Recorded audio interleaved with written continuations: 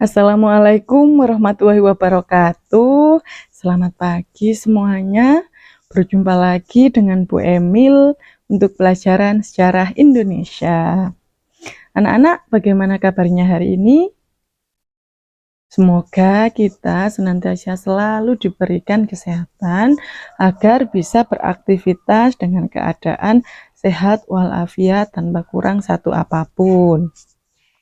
Nah, anak-anak, sebelum memulai pelajaran pada hari ini, sekali lagi Ibu mau mengingatkan bahwa di era pandemi seperti sekarang, alangkah harusnya sebaiknya kita menerapkan protokol kesehatan seketat mungkin. Jadi, di era yang sekarang, sebisa mungkin bagaimana kita selalu menerapkan protokol kesehatan, baik itu dari diri sendiri maupun dengan keluarga dan orang lain.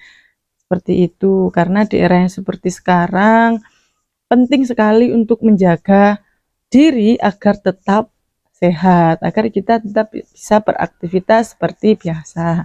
Nah, anak-anak, karena pembelajaran kita berlangsung secara daring, seperti biasa, Ibu nanti kelas ini akan aktif di Google Classroom yang sudah Ibu buat seperti biasa. Nah, nanti video yang Ibu buat ini nanti akan Ibu share di grup dan kita akan berdiskusi bersama dari materi yang Ibu jelaskan hari ini. Nah, anak-anak, pada pertemuan hari ini Ibu mau melanjutkan materi pada pertemuan sebelumnya. Pada materi pertemuan kita sebelumnya, minggu lalu kita sudah membahas materi tentang perlawanan rakyat Indonesia terhadap bangsa Eropa atau terhadap penjajah. Jadi mungkin kalian masih ingat jika pada pertemuan sebelumnya kita sudah membahas banyak sekali perlawanan rakyat. Nah, pada masa sekarang, pada pertemuan hari ini, kita akan melanjutkan materi. Setelah dijajah oleh bangsa Eropa, Indonesia dijajah siapa lagi ya sebelum Indonesia merdeka? Jadi, kita akan membahas materi tentang masa pendudukan Jepang di Indonesia. Jadi anak-anak, tujuan pembelajaran kita pada hari ini, nanti kalian akan mampu untuk menganalisis proses kedatangan Jepang ke Indonesia, dan juga kalian nanti akan mampu menganalisis bagaimana organisasi kemasyarakatan yang ada pada masa pendudukan Jepang di Indonesia. Nah, materinya yang akan kita pelajari rincinya hari ini adalah tentang kedatangan Jepang ke Indonesia dan juga nanti kehidupan politik masa pendudukan Jepang di Indonesia, seperti itu. Nah, anak-anak, sebelum memulai kegiatan materi selanjutnya, di sini Ibu ingin menjelaskan dulu runtutannya. Kenapa Jepang bisa datang ke Indonesia? Apa alasannya menjadi tujuan Jepang untuk datang ke Indonesia ini apa? Seperti itu. Nah, semuanya itu dimulai ketika Jepang waktu itu menyerang pangkalan militer Amerika di Pearl Harbor itu pada tanggal 7 Desember 1941. Nah, penyerangan Jepang ini, pengeboman yang dilakukan oleh Jepang ini membuat Amerika sangat marah karena memang dampaknya sangat luar biasa sekali di sana. Nah, kemudian pada tanggal 8 Desember Amerika pun sudah menyatakan perang terhadap Jepang. Nah, itulah salah satu alasan akhirnya muncullah istilahnya atau namanya Perang Asia Timur Raya atau Perang Pasifik waktu itu. Nah, perang itulah yang menjadi alasan Jepang untuk datang ke Indonesia. Untuk apa? Nah, itu yang akan kita bahas bersama pada pertemuan hari ini. Nah, setelah penyerangan tadi sudah berkibar bendera perang Pasifik antara Jepang dan Amerika. Kemudian Jepang waktu itu setelah menyerang, Jepang melakukan imperialisme dan kolonialismenya. Nah, tujuannya apa ya Jepang seperti itu?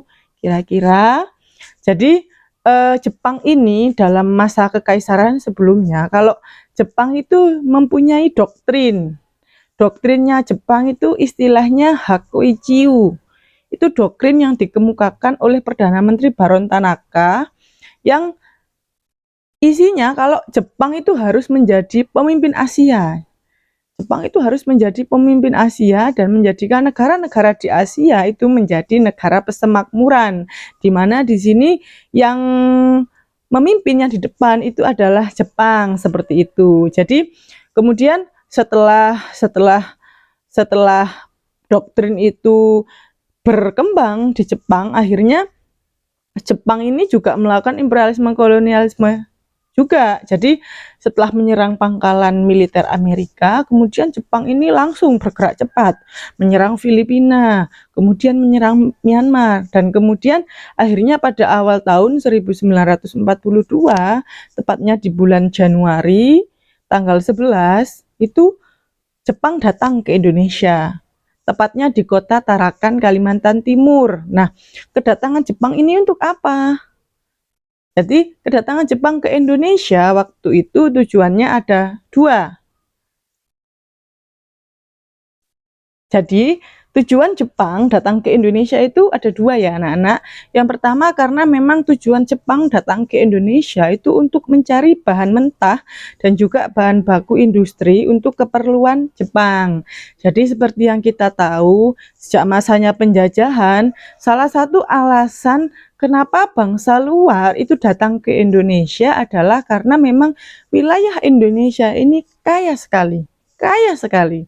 Di sini kaya maksudnya kaya akan rempah-rempah, kaya akan bahan alam, gas dan sebagainya itu sangat bagus dan tumbuh subur di Indonesia. Seperti yang kalian ketahui sampai hari ini pun di Indonesia wilayahnya memang wilayah yang sangat bagus untuk rempah-rempah dan sebagainya. Untuk beberapa tumbuhan itu tumbuh subur sekali. Kenapa? Karena memang wilayah Indonesia ini kan iklimnya tropis, juga dilewati garis khatulistiwa. Nah, itulah yang sejak zaman dahulu menarik bangsa lain untuk datang ke Indonesia, yang akhirnya melakukan penjajahan di Indonesia karena ingin menguasai hasil alam yang dimiliki Indonesia. Begitu pula dengan Jepang.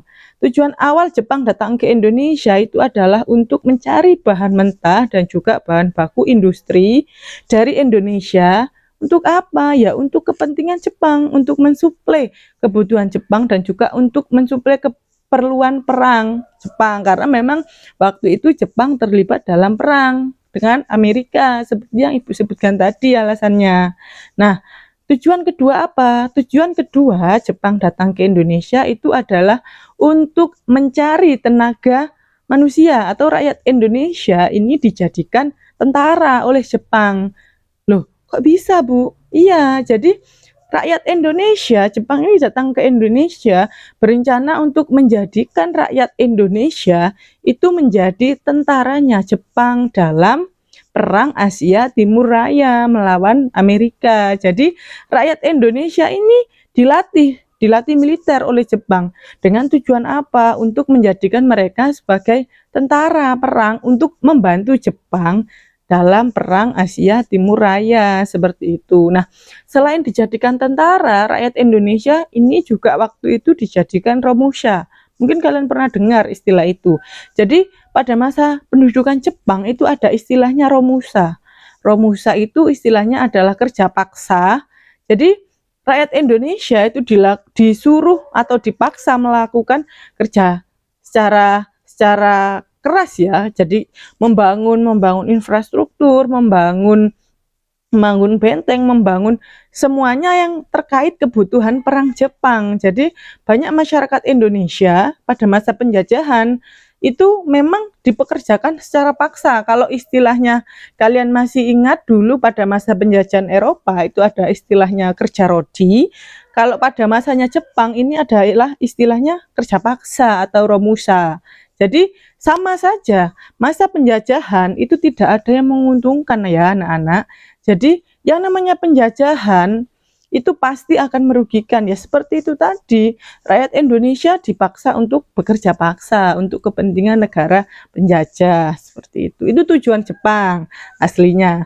Tapi ketika mereka datang, mereka tidak seperti itu. Jadi Jepang ini datangnya caranya itu tidak langsung bertindak keras gitu sama Indonesia, tidak, tapi ada caranya. Bagaimana caranya? Jadi Jepang ini datang ke Indonesia itu bagaimana caranya menarik simpati rakyat Indonesia supaya tertarik sama mereka, seperti itu. Jadi Jepang ketika datang ke wilayah Indonesia pada awal Januari di Kota Tarakan, kemudian waktu itu Jepang langsung dalam waktu singkat berhasil menguasai beberapa wilayah di Indonesia yang waktu itu masih dikuasai oleh Belanda. Jadi beberapa kota di wilayah Indonesia itu berhasil dikalahkan atau diambil alih oleh Jepang dari Belanda. Jadi di kota Ambon, Balikpapan, Palembang, Makassar, Bali, Banjarmasin itu wilayah yang dengan cepat berhasil dikuasai Jepang dalam jangka waktu dari kedatangan Jepang tanggal 11 Januari itu sampai bulan Maret. Itu kota-kota besar di Indonesia sudah banyak yang dikuasai oleh Jepang. Nah, bisa kalian lihat ini adalah peta kedatangan Jepang ke Indonesia. Jadi kalau kalian lihat di situ ada beberapa wilayah kekuasaan Jepang yang berhasil dikuasai beserta tanggalnya. Silakan diperhatikan terlebih dahulu. Nanti gambar ini juga akan Ibu share ya di Google Classroom. Itu berdasarkan tanggal dan ada kota ditaklukkannya tanggal berapa seperti itu dan juga persebarannya. Nah, jika sudah kalian perhatikan, sekarang Ibu lanjut. Nah, setelah itu pada bulan Maret, tepatnya tanggal 5 Maret 1942, ini Jepang berhasil datang di Jakarta. Kalau sebelumnya selama Januari sampai awal Maret sebelum tanggal 5 itu Jepang bergerilya di wilayah luar Jawa. Tapi ketika pada tanggal 5 Maret akhirnya Jepang datang di Jakarta waktu itu. Nah, dalam waktu 3 hari saja pada tanggal 8 Maret 1942 Belanda sudah menyerah tanpa syarat terhadap Jepang. Jadi pada tanggal 8 Maret 1942 berakhirlah masa pemerintahan Belanda di Indonesia waktu itu dan berganti ke Jepang. Nah, kira-kira dalam waktu sesingkat itu Jepang berhasil mengalahkan Belanda yang selama ratusan tahun menjajah Indonesia. Itu bisa dibayangkan bagaimana kuatnya Jepang ini, seperti itu ya anak-anak. Nah, kira-kira dengan kedatangan Jepang ke Indonesia, menurut kalian bagaimana ya tanggapan orang Indonesia atau reaksi orang Indonesia terhadap kedatangan Jepang ini? Apakah rakyat Indonesia ini merasa sedih, wah kita dijajah lagi, atau senang, wah kita sudah tidak dijajah Belanda, atau bagaimana reaksinya kira-kira? Nah, sedikit Ibu mau mengumpamakan sebentar. Jadi seperti ini. Kedatangan Jepang waktu itu ke Indonesia setelah kita dijajah Belanda itu sebenarnya ada dua versi. Dua versi di sini maksudnya ada yang menyetujui atau senang dengan kedatangan Jepang ke Indonesia dan ada yang istilahnya bukan tidak menyetujui tapi lebih berhati-hati gitu, seperti itu. Ada dua versi. Jadi waktu itu para tokoh nasionalis atau pahlawan nasional itu memang kebanyakan senang dengan kedatangan Jepang. Senang di sini bukan dalam artian dijajah kok senang, bukan, tapi dalam artian karena memang kedatangan Jepang ke Indonesia waktu itu awalnya itu tidak disertai dengan tindakan kasar kan. Datangnya Jepang waktu itu ke Indonesia awalnya adalah untuk mengusir Belanda terlebih dahulu, untuk mengalahkan Belanda yang waktu itu sedang menduduki Indonesia. Jadi otomatis rakyat Indonesia pasti akan berpikir seperti ini, wah Belanda berhasil diusir oleh Jepang. Jepang kan negara Asia, seperti itu. Nah, apakah mereka akan membantu kita untuk merdeka? Nah, awal-awal rakyat Indonesia berpikir seperti itu karena memang Belanda ini dibantu diusir oleh Jepang, jadi dikalahkan oleh Jepang. Nah, jadi awal kedatangan Jepang ke Indonesia itu rakyat Indonesia banyak yang berpikir, wah ini ada era baru ini.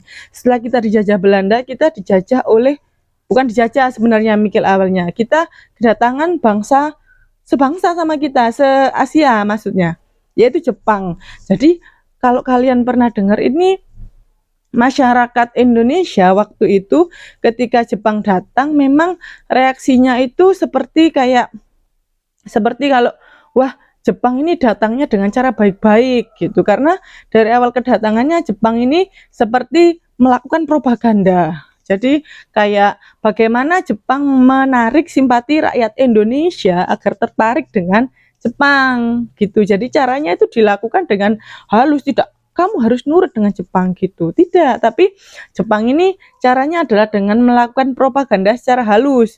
Jadi rakyat Indonesia terus didoktrin dengan istilahnya ada dulu itu Nippon. Nippon gerakan 3A. Nah, seperti ini simbolnya. Jadi Nippon itu ada 3 semboyannya gerakan 3A, yaitu Nippon Cahaya Asia, Nippon Pelindung Asia, dan juga Nippon Pemimpin Asia. Jadi gerakan 3A atau semboyan 3A inilah yang terus didoktrin kepada masyarakat kalau Jepang ini nanti akan membawa era baru. Jadi Jepang yang memimpin gitu di eranya Jepang pada masa Jepang. Nah, waktu itu sebagian masyarakat Indonesia juga tertarik. Kenapa? Karena memang pada masa itu kedatangan Jepang itu menjanjikan kemerdekaan kepada Indonesia. Jadi Jepang datang itu menjanjikan kemerdekaan dengan mengusir Belanda tadi. Jadi bagaimanapun caranya itu dilakukan oleh Jepang untuk menjanjikan kemerdekaan kepada Indonesia. Buktinya apa? Jadi pada masa itu, ketika pada masanya Belanda, itu lagu Indonesia Raya itu sama sekali tidak pernah boleh diperdengarkan di muka umum. Nah, pada masanya Jepang, lagu Indonesia Raya itu boleh diperdengarkan di muka umum. Nah, sebagai rakyat yang selama 300 tahun dijajah, bagaimana kita tidak senang? Lagu Indonesia Raya itu boleh dikumandangkan, padahal selama masa penjajahan Belanda itu tidak boleh sama sekali. Nah, ketika pada masanya Jepang, lagu Indonesia Raya ini boleh didengarkan di tempat umum, tapi harus dengan lagu kebangsaan Jepang. Jadi seperti itu. Jadi istilahnya Jepang itu sedikit demi sedikit itu tetap menyisipi Jepang kejepangannya di Indonesia. Maksudnya itu tetap memasukkan propaganda kalau Indonesia bisa merdeka atas jasa Jepang seperti itu. Itu terus di istilahnya digencarkan terhadap rakyat karena memang pada masa itu rakyat sangat menginginkan kemerdekaan. Nah, juga karena Jepang itu terus istilahnya Jepang waktu itu terus Jepang itu terus memberitahukan kalau kita ini sama-sama saudara karena kita se-Asia seperti itu. Jadi terus itu saja yang diberitakan terhadap masyarakat Indonesia. Jadi masyarakat Indonesia itu banyak yang berpikir, wah, iya inilah yang akan membantu kita dari penjajahan, yang akan membantu memerdekakan kita dari penjajahan, mengusir penjajah Belanda yang selama itu menjajah Indonesia gitu. Juga waktu itu Jepang bersikap simpati terhadap pergerakan nasional Indonesia. Jadi istilahnya hati siapa yang tidak senang ketika kita yang waktu itu selama itu dijajah, kemudian Jepang datang menghargai kita dengan pergerakan nasional kita sangat dihargai, bersikap simpati seperti itu dan juga dijanjikan kemerdekaan, kan senang. Jadi istilahnya gini kalau ibu ibaratkan, misalnya dalam 10 hari kalian diikat, kalian diikat oleh orang lain. Nah, kemudian tiba-tiba ada yang datang menolong kalian. Kamu tak lepaskan dari ikatanmu, tapi dengan syarat kita harus bekerja sama. Nah, selama itu tadi, selama masa kita diikat, kita akan mengingat sakitnya. Seperti apa, ndak enaknya kita diikat, kita akan mengingat itu. Nah, tiba-tiba ada datang orang baru yang menjanjikan mau melepaskan ikatan kita. Siapa yang tidak senang? Pasti kita akan senang. Jadi itulah Jepang. Jadi Jepang itu datang ke Indonesia itu berjanji untuk mau memerdekakan Indonesia dari Belanda. Jadi ibaratnya ikatan dalam diri kita itu akan dibantu dilepaskan oleh Jepang. Dengan janji apa? Dengan syarat kalau kita harus bekerja sama. Jadi orang yang menolong tadi dengan kita yang diikat tadi, seperti itu. Jadi siapa yang tidak senang berpikiran seperti itu ketika awal kedatangan Jepang ke Indonesia. Ditambah lagi banyak cara-cara yang dilakukan Jepang untuk menarik simpati. Selain menyanyikan lagu Indonesia Raya boleh diperdengarkan di muka umum, waktu itu bahasa Indonesia juga boleh dipergunakan. Kemudian banyak tokoh-tokoh pergerakan nasional yang waktu itu ditahan Belanda itu dilepaskan oleh Jepang. Jadi dibantu melepaskan. Kemudian waktu itu bendera merah putih itu boleh dikibarkan pada masanya Jepang, tapi dengan syarat. Apa syaratnya? Harus bersebelahan dengan bendera Jepang. Jadi bendera merah putih itu boleh berkibar, tapi harus bersebelahan dengan bendera Jepang. Jadi secara logika saja pasti masyarakat kan senang. Wah, lagu Indonesia Raya boleh dikumandangkan. Wah, bendera merah putih boleh dikibarkan, kan senang. Wah, ini kita akan dibantu merdeka, ini kita akan dijanjikan kita akan dibantu merdeka oleh Jepang, seperti itu. Pasti masyarakat juga akan berpikir seperti itu mengingat perlakuan Jepang ke Indonesia. Kemudian waktu itu Jepang juga mengganti nama kota Batavia yang sebelumnya pada masa Hindia Belanda itu adalah Jakarta, kemudian dikembalikan menjadi nama kota Jakarta lagi, tidak Batavia. Kalau Batavia itu kan sebutannya pada masa Hindia Belanda. Nah, pada masanya Jepang ini dikembalikan lagi menjadi kota Jakarta, seperti itu. Melanjutkan lagi anak-anak, era masanya Jepang datang, tanggapan rakyat Indonesia yang menyetujui karena faktor-faktor yang Ibu sebutkan tadi, perilaku Jepang terhadap rakyat Indonesia. Tapi di samping itu ada juga yang tetap berpikir kita harus hati-hati, tidak mungkin Jepang bersikap sebaik itu kepada kita tanpa ada maksud. Nah, jadi memang ada golongan seperti M.H. Tamrin, Samratulangi itu berpikir kalau kita harus berhati-hati, jangan terlena dengan kebaikan Jepang terhadap rakyat Indonesia yang seperti itu. Nah, itu adalah tanggapan para tokoh nasional terhadap kedatangan Jepang ke Indonesia. Setelah kedatangan Jepang itu, kemudian karena berhasil menduduki wilayah Indonesia, kemudian Jepang dengan cepat membentuk kebijakan-kebijakan yang diberlakukan di Indonesia. Jadi kebijakan pertama yang dibentuk oleh Jepang itu adalah terkait politik. Jadi pada masa itu Jepang itu istilahnya melakukan perombakan pada kehidupan politik bangsa Indonesia. Jadi pada masa itu Jepang membagi wilayah Indonesia itu menjadi dua pemerintahan, yaitu pemerintahan militer dan juga pemerintahan sipil. Nah, ini maksudnya apa? Nah, yang pertama dulu, sebelum membahas tentang dua pemerintahan tadi, awal masa kedatangan Jepang ke Indonesia, masa pendudukan Jepang di Indonesia, Jepang membagi Indonesia menjadi 3 wilayah. Bisa kalian perhatikan gambar ini. Kalau Indonesia itu waktu itu dibagi menjadi 3 wilayah militer. Yang pertama wilayah militer 1 itu di wilayah Jawa dan juga Madura, di mana pusatnya itu ada di Jakarta.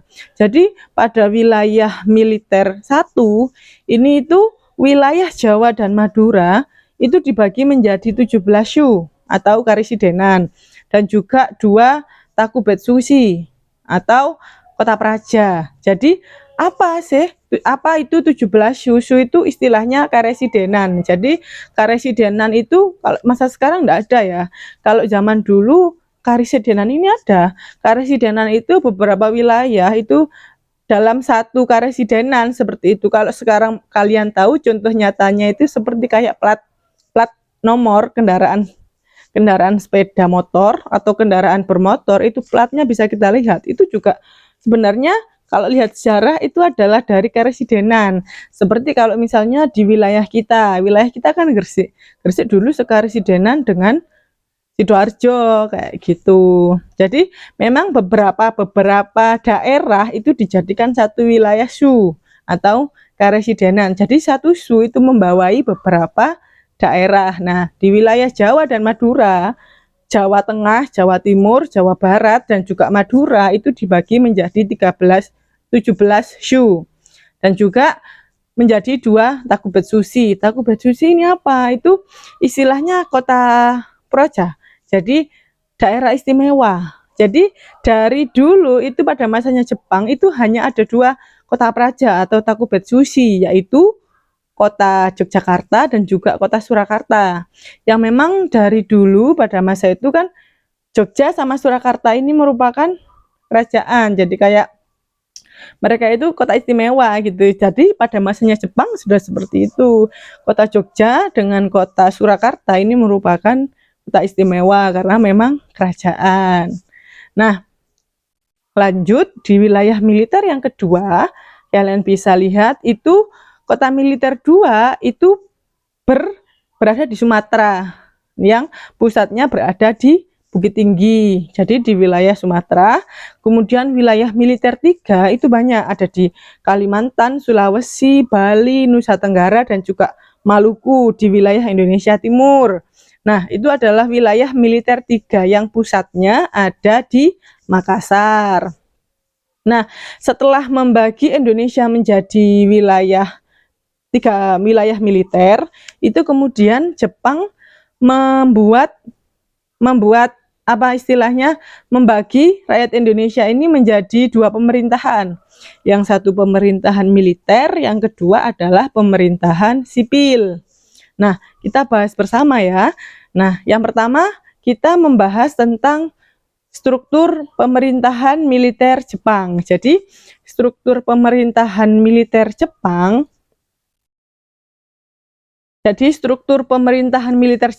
waktu itu dikepalai sama Gun Shirekan. Jadi itu adalah panglima tertinggi Jepang yang memang berkuasa di wilayah militer. Jadi sebutannya seperti itu. Kemudian setelah panglima tentara atau Gun Shirekan, kemudian turun sejabatan kedua tertinggi, namanya adalah Gun Baikan atau kepala pemerintah militer. Kemudian yang nomor 3 adalah staf pemerintahan militer pusat atau Gun Seikanbu, dan yang keempat adalah Gun Seibu atau koordinator pemerintahan militer setempat. Jadi istilahnya kalau sekarang itu pemerintahan militer ini ya tentara, seperti itu.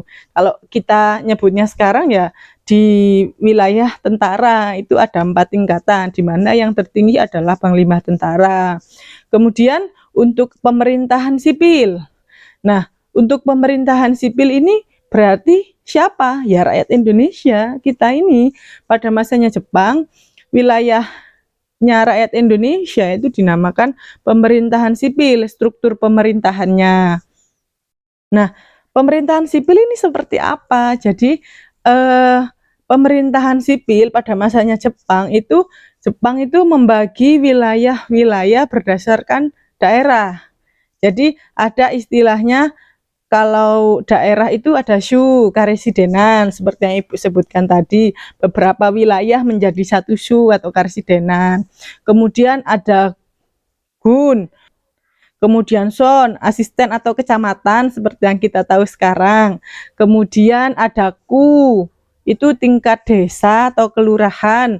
Kemudian ada aza atau dusun, dan yang terakhir ada gumi atau RT. Jadi sebenarnya kalau ditanya peninggalan Jepang pada masa itu apa? Itu yang ada sampai sekarang, yang berlaku sampai sekarang ya struktur pemerintahan ini. Jadi struktur pemerintahan sejak masanya Jepang itu benar-benar dikelompokkan dari bawah.